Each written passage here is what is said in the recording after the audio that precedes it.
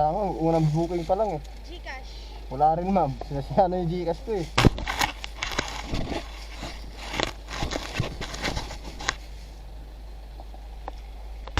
Sabi na anak ko, Papa, ask if may Gcash ka raw.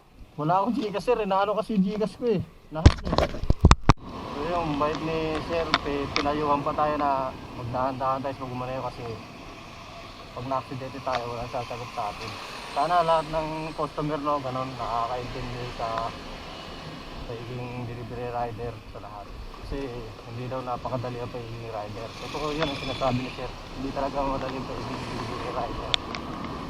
Bilib ako kay sir kasi nakakaintindi siya. Siya pa lang yung customer ko na nagganon sa delivery rider na nakakaintindi siya, nakakaunawa. Saludo ako kay sir. Maraming pong salamat sir.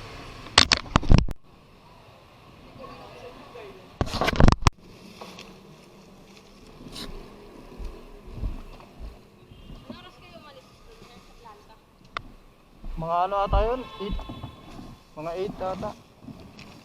Ang traffic kasi.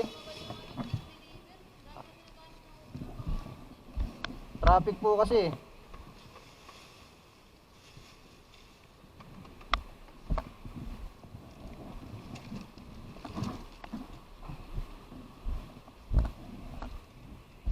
Okay na po.